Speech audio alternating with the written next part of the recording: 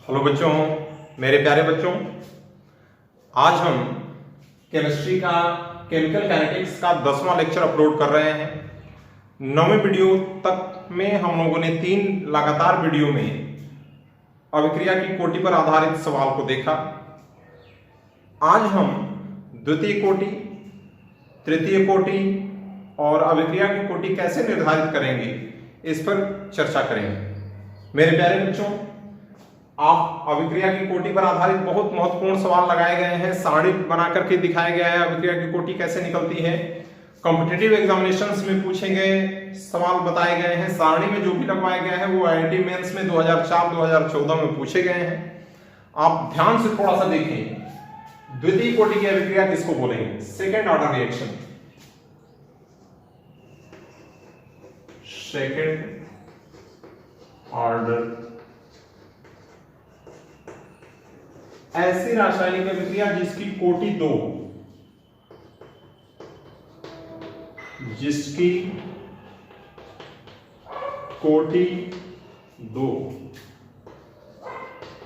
द्वितीय कोटि की अभिक्रिया कहलाती है। या बोला जा सकता है ऐसी रासायनिक अभिक्रिया जिसमें अभिक्रिया का वेग एक अभिकारक की सांद्रता के 2 घात या 2 अलग अलग अभिकारकों के सांद्रताओं के एक घात पर निर्भर करता है, अभिक्रिया की कोटि 2 कहलाती है। जैसे देखो, कोई समीकरण है 2A कन्वर्ट्स इनटू प्रोडक्ट, अभिक्रिया की दर dx/dt is equal to K, A की सांद्रता के पावर 2 का, अभिक्रिया की कोटि 2 हो गई। समीकरण है A plus B converts into product. यहां पर अभिक्रिया की दर dx/dt बराबर K, A की सांद्रता के पावर 1 घात इंटू B की सांद्रता के पावर 1 घात, अभिक्रिया की कोटि 2 हो जाएगी। उदाहरण आप देना चाहो 2HI converts into H2 plus I2 है, अभिक्रिया की दर dx/dt is equal to K, HI की सांद्रता के पावर 2। और इस तरह का उदाहरण देना चाहोगे तो CH3 COOH plus C2H5OH converts into CH3COO C2H5 plus H2। यहां पर अभिक्रिया की दर dx/dt is equal to K, CH3 COOH की सांद्रता की पावर 1 घात और C2H5OH की सांद्रता के पावर 1 घात, अभिक्रिया कोटि 2 है। तो द्वितीय कोटि की अभिक्रिया ऐसी रासायनिक अभिक्रिया होगी जिसमें अभिक्रिया की कोटि 2 हो, या एक अभिकारक की सांद्रता के 2 घात पर या 2 अलग अलग अभिकारकों के सांद्रताओं के एक घात पर निर्भर करता हो, अभिक्रिया की कोटि 2 हो। द्वितीय कोटि और तृतीय कोटि के लिए व्यंजक, केवल आपको व्यंजक जानना है क्या होता है, उसको याद नहीं रखना है। द्वितीय कोटि के लिए वेग स्थिरांक, देखिए द्वितीय कोटि के लिए व्यंजक हम देख लें, मिटा दें इसको मिटा दें, आप नोट कर लिए होंगे। द्वितीय कोटि के लिए व्यंजक क्या होगा? व्यंजक K बराबर 1/T x/A A माइनस, जहां जो अभिकारक होंगे उन दोनों की सांद्रताएं बराबर, अगर एक ही अभिकारक है तो ठीक है, 2 अलग अलग अभिकारक हैं तो दोनों की सांद्रताएं एक दूसरे के बराबर होनी चाहिए। तो K बराबर 1/T x/A A minus x। x वियोजन की मात्रा है, A प्रारंभिक सांद्रता है, T समय है। ये समीकरण तभी एप्लीकेबल होगा जब A और B दोनों की सांद्रताएं बराबर, ठीक है।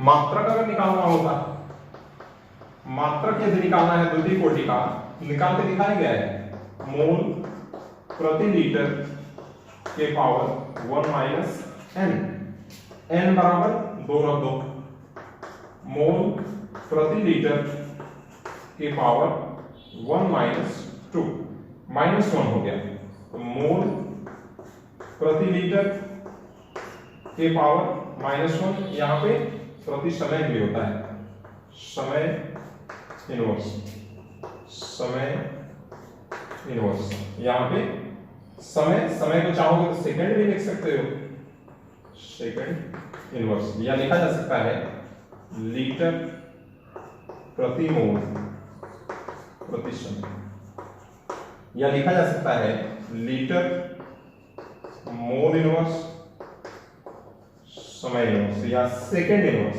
दोनों लिखा जा सकता है। इतना मात्रक बहुत महत्वपूर्ण है, निश्चित रूप से एक पूछा जाता है। तो द्वितीय कोटि की अभिक्रिया ऐसी रासायनिक अभिक्रिया जिसमें अभिक्रिया के वेग निर्धारक अभिकारकों के सांद्रताओं के घातांकों का योग 2 हो, द्वितीय कोटि की अभिक्रिया बोली जाती है। यह तभी लागू होगा जब दोनों अभिकारक, अगर दो अलग अलग, एक ही अभिकारक है तब तो कोई बात नहीं है, अगर दो अलग अलग अभिकारक है तो दोनों की सांद्रताएं बराबर होनी चाहिए।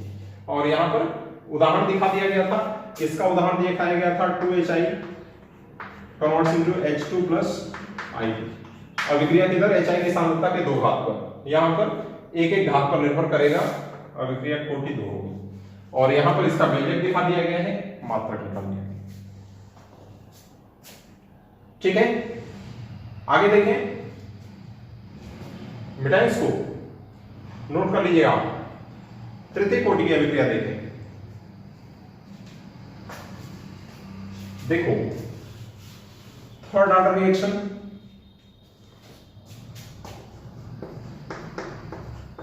थर्ड ऑर्डर रिएक्शन, ऐसी रासायनिक अभिक्रिया जिसकी कोटि 3 हो, या ऐसी रासायनिक अभिक्रिया जिसमें अभिक्रिया के वेग निर्धारक अभिकारकों के सांद्रताओं के घातांकों का योग 3 हो, तृतीय कोटि की अभिक्रिया कहलाती है, जिसकी कोटि 3 हो। सिंपल सा डिफिनेशन, जिसकी कोटि 3 होगी तृतीय कोटि की अभिक्रिया कहलाएगी। उदाहरण हम देखें, 3A कन्वर्ट्स इनटू प्रोडक्ट, अभिक्रिया की दर dx upon dt is equal to k, A की सांद्रता के पावर 3 घात। दूसरा example, 2A plus B converts into product, अभिक्रिया की दर dx by dt is equal to k, A की सांद्रता के पावर 2 घात, B की सांद्रता के पावर 1 घात, या A plus B plus C converts into product, अभिक्रिया की दर dx अपॉन dt बराबर k, A की सांद्रता के पावर 1 घात इंटू B की सांद्रता के पावर 1 घात इंटू C की सांद्रता के पावर 1 घात। अभिक्रिया की कोटि क्या हो गई? यहां पर अभिक्रिया की कोटि 3, यहां पर 2 1 3, यहां पे 1 2। ठीक है, तृतीय कोटि के लिए व्यंजक हम देखें, तृतीय कोटि के लिए व्यंजक हम देखेंगे k बराबर 1/2t 1 अपान a माइनस एक्स का whole square minus 1/a square. a जो है वो प्रारंभिक सांद्रता को प्रदर्शित कर रहा है, प्रारंभिक सांद्रता। x जो है वो वियोजन की मात्रा है, वियोजन की मात्रा। इसमें ये तभी नियम लागू होगा जब जो 3 अलग अलग अभिकारक हैं, तीनों की सांद्रताएं एक दूसरे के बराबर। मात्रक निकालना है इसका, मात्रक सूत्र होता है मोल प्रति लीटर के पावर 1 माइनस n प्रति समय। समय की जगह पे सेकंड मिनट घंटा कुछ भी ले सकते हो, n की जगह पे 3 रख दो, मोल प्रति लीटर के पावर 1 माइनस 3 प्रति समय। इसको लिखा जा सकता है मोल प्रति लीटर के पावर माइनस 2 प्रति समय। इसको लिखा जा सकता है माइनस हो जाएगा लीटर प्रति लीटर स्क्वायर प्रति मोल स्क्वायर प्रति सेकंड मात्रा। थर्ड ऑर्डर रिएक्शन ऐसी रासायनिक अभिक्रिया जिसमें अभिक्रिया के वेग निर्धारक अभिकारकों के सांद्रताओं के घातांकों का योग 3 हो। यहाँ पे 3a कन्वर्ट्स इनटू प्रोडक्ट है, अभिक्रिया की दर 3 घात पर निर्भर कर रहा है, a के 2 घात पर, b के 1 घात पर निर्भर कर रहा है, a b c है 1 घात पर निर्भर कर रहा है, घातांक को जोड़ोगे 3 आएगा। व्यंजक k बराबर 1/2t 1/a - x का whole square minus 1/a square. प्रारंभिक सांद्रताएं दिया हुआ है, मात्रक आप देख करके मात्रक निकालने का यही सूत्र होता है। इसी में आप n की जगह पे 1 2 3 4 रखते जाओगे, n ऑर्डर के लिए निकाला गया है, बाकी सब चलिए आप निकालो। आगे बात समझ में। देखो थर्ड ऑर्डर का कुछ एग्जांपल देखें। जैसे हम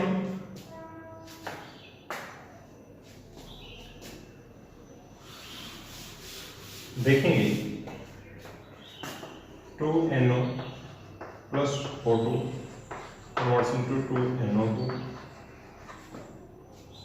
अभिक्रिया की कोटि dx/dt is equal to k, NO की सांद्रता के पावर 2 घात इंटू O2 की सांद्रता के पावर, ठीक। अभिक्रिया की कोटि 3 है। और उदाहरण हम देखना चाहें 2NO plus Cl2 converts into 2NOCl, 2NO plus Br2 converts into 2NOB। सबका कोटि 3 है। हर एक बात सुनिए। अब हम देखें एक प्रभाजी कोटि की अभिक्रिया होती है। मिटा दें इसको, आप नोट कर लिए होंगे, आप पास करके और नोट कर लिया करिए। केवल सेकंड ऑर्डर थर्ड ऑर्डर को आप जानना है कि किसको बोला जाता है, एक जानकारी आपके पास रहे। इससे संबंधित क्वेश्चंस बहुत कम पूछे जाते हैं। केवल शून्य कोटि और प्रथम कोटि आप कवर कर लोगे, आपका पूरा चैप्टर तैयार रहेगा। किसी भी कॉम्पिटिटिव एग्जामिनेशंस के लिए भी शून्य कोटि और प्रथम कोटि महत्वपूर्ण है। मेरे प्यारे बच्चों, अब देखो प्रभाजी कोटि, प्रभाजी कोटि की अभिक्रिया, फ्रैक्शनल ऑर्डर रिएक्शन, ऐसी रासायनिक अभिक्रिया जिसकी कोटि भिन्नात्मक हो, जिसकी कोटि भिन्नात्मक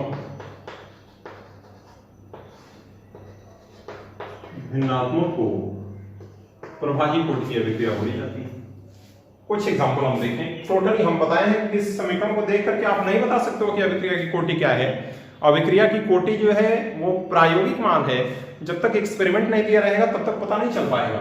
देखिए क्या हम करते हैं, H2 plus Br2 converts into 2HBr। अभिक्रिया की दर dx/dt is equal to H2 की सांद्रता की पावर 1 घात, Br2 की सांद्रता की पावर आधा घात। अगर आपको करना है तो अभिक्रिया की कोटि क्या हो जाएगी, कोटि हो गया 1 + 1/2 बराबर 3/2। अगर आपको करना है CO plus Cl2 converts into CuCl2, carbonic chloride बोला जाता है। अभिक्रिया की दर dx/dt is equal to k, CO की सांद्रता के पावर 1 घात, Cl2 की सांद्रता के पावर आधा घात। कोटि क्या हो जाएगा, कोटि 1 + 1/2 बराबर 3। अगर टोटली एक्सपेरिमेंट हमको अगर करना होगा तो हम जो द्रव्यानुपातिक क्रिया का नियम पढ़े हैं तो उसके अनुसार हम द्वितीय कोटि की अभिक्रिया करते हैं। लेकिन यहां पता है एक्सपेरिमेंट में पता चला है कि CO की सांद्रता के 1 घात पर और Cl2 की सांद्रता के आधा घात पर निर्भर करता है, दोनों को घातांक जोड़ दिया गया है। एक एग्जांपल और देखें, ठीक उल्टा इसका, COCl2 converts into CO plus CO2, carbon monoxide और क्लोरीन में अपघटित हो रहा है। इसका दर अगर लिखेंगे, दर K दर dx/dt बराबर K, COCl2 की सांद्रता के पावर 5/2। ऐसे अभिक्रिया की कोटि निकलती जाए। इसमें मेरे प्यारे बच्चों आपने पढ़ा कि द्वितीय कोटि की अभिक्रिया किसको बोला जाएगा? ऐसी रासायनिक अभिक्रिया जिसकी कोटि 2 हो, द्वितीय कोटि की अभिक्रिया। ऐसी रासायनिक अभिक्रिया जिसकी कोटि एक अभिकारक की सांद्रता के 2 घात पर या 2 अलग अलग अभिकारकों की सांद्रताओं के एक घात पर निर्भर करता हो, द्वितीय कोटि की अभिक्रिया बोली जाती है। उसका एग्जाम्पल आप पढ़े हो, H2 + I2 converts into 2HI भी द्वितीय कोटि की अभिक्रिया है। आप अभिक्रिया कार्बोक्सिलिक एसिड और एल्कोहल का कराओगे। कार्बोक्सिलिक एसिड CH3COOH + C2H5OH, इस समीकरण को एस्टरीकरण भी बोला जाता है। पूछ देगा किस कोटि की अभिक्रिया है, तो CH3COO C2H5 + H2O एस्टरीकरण है। अभिक्रिया की दर dx/dt इज प्रोपोर्शनल टू या इज इक्वल टू कि CH3COOH की सांद्रता की पावर 1 घात C2H5OH की पावर 1 घात। अभिक्रिया कोटि 2 है। अगर यहीं पे दे दी CH3COOH + NaOH किस कोटि की अभिक्रिया? CH3COO Na + H2। अभिक्रिया की दर dx/dt इज इक्वल टू कि CH3COOH की सांद्रता के 1 घात इंटू NaOH की सांद्रता के पावर 1 घात। अभिक्रिया कोटि 2 हो जाए। अगर ठीक इसका उल्टा कर दें, पढ़े हैं कि अगर एस्टर का जलभरण करा दें तो कार्बोक्सिलिक अम्ल और एल्कोहल बनेगा। वो किस कोटि की अभिक्रिया? First order. वहां पे अभिक्रिया की दर केवल एथिल एस्टेट की सांद्रता पर निर्भर करेगा, जल की सांद्रता पर नहीं। क्यों? आपसे दे दे ये समझ में आ रहा है? फ्रैक्शनल ऑर्डर समझ में आ जाए, मिटा दें इसको। एक एग्जांपल हम यहां पे देखें। अक्सर पूछा जाने वाला क्वेश्चन है, कहता है कि CH3COO C2H5 + H2O CH3COOH + C2H5OH ester का जब वर्णन कराओगे तो कार्बोक्सिलिक एसिड और एल्कोहल बनेगा। पूछेगा कि अभिक्रिया की कोटि क्या होगी? dx/dt अभिक्रिया की दर बराबर की CH3COO C2H5 की सांद्रता के पावर 1 घात इंटू H2O की सांद्रता के पावर 0। अभिक्रिया की कोटि दिख तो रही है 2, लेकिन कोटि हो जाएगी 1 घन 0 बराबर प्रथम कोटि। इसको सीडो फर्स्ट ऑर्डर रिएक्शन, आभासी प्रथम कोटि की भी अभिक्रिया बोली जाती है। ऐसी रासायनिक अभिक्रिया जिसकी कोटि 1 परंतु आणविकता 1 से अधिक हो। तो आणविकता 2 है और कोटि 1 है, ये आभासी प्रथम कोटि की अभिक्रिया भी है, pseudo first order reaction. Pseudo first order reaction आभासी प्रथम कोटि की अभिक्रिया भी बोली जाती है। ऐसी रासायनिक अभिक्रिया जिसकी कोटि 1 परंतु आणविकता 1 से अधिक। ठीक है, तो इसमें पूछा जाता है इस समीकरण को देख करके कि ये किस कोटि की अभिक्रिया है। तो आप बता दो कि H2O की सांद्रता निश्चित होती है, फर्स्ट ऑर्डर रिएक्शन है। पूछता है कि अभिक्रिया की कोटि क्यों इसका फर्स्ट ऑर्डर है, क्यों नहीं सेकंड ऑर्डर है। तो आप बताते हो कि चूंकि H2O की सांद्रता 55.56 m होती है, जिसकी सांद्रताएं निश्चित होती हैं, अभिक्रिया का दर उस पर निर्भर नहीं करता है। इसके कारण से अभिक्रिया का दर केवल एथिल एसीटेट की सांद्रता पर निर्भर करेगा, जल की सांद्रता पर निर्भर नहीं करेगा। इसलिए अभिक्रिया की कोटि केवल और केवल 1 होगी। बहुत इंपॉर्टेंट क्वेश्चन, आ रही बात समझ में? अब देखो यहीं पे अगर सोडियम एसीटेट का जल अपघटन हो जाए, प्राप्त हो रहा है एसिटिक एसिड और NaOH, पूछेगा कि ये सेकंड ऑर्डर रिएक्शन है, इसका रिवर्सिबल रिएक्शन क्या है। तो जहां भी H2O होगा, H2O की सांद्रता निश्चित होती है, तो H2O की सांद्रता निश्चित होती है तो उसका ऑर्डर निश्चित है कि फर्स्ट ऑर्डर होगा। ठीक है, आ रही बात समझ में? तो आपने द्वितीय कोटि की अभिक्रिया पढ़ा, तृतीय कोटि की अभिक्रिया पढ़ा, प्रभाजी कोटि की अभिक्रिया पढ़ा, कुछ फर्स्ट ऑर्डर रिएक्शन या सीरो ऑर्डर रिएक्शन के बारे में आपने पढ़ा, द्वितीय कोटि तृतीय कोटि का कैसे हम मात्रक निकालते हैं, बड़ा ही महत्वपूर्ण है, उसके बारे में पढ़ा। मेरे प्यारे बच्चों, हम अगले वीडियो में अभिक्रिया की कोटि कैसे निर्धारित किया जाएगा उसकी दो विधियां, एक है ग्राफिकल मेथड और एक है इक्वेशन के द्वारा कैसे हम पता करेंगे कि कोई समीकरण दिया गया है वो फर्स्ट ऑर्डर है कि सेकंड ऑर्डर है, विभिन्न डाटा की सहायता से कह देगा कि सिद्ध कीजिए कि अभिक्रिया प्रथम कोटि की है, निम्न आंकड़ों की सहायता से सिद्ध कीजिए कि दी गई अभिक्रिया द्वितीय कोटि की है। द्वितीय कोटि का नहीं पूछेगा, आपसे फर्स्ट ऑर्डर का ही पूछेगा, तो कैसे हम पता करेंगे? Different types of graph plot कर देगा, पूछेगा कि किस अभिक्रिया की कोटि को प्रदर्शित करता है, कॉम्पिटिटिव एग्जामिनेशन में अक्सर पूछे जाते हैं, तो उसके बारे में हम अगले वीडियो में पढ़ेंगे।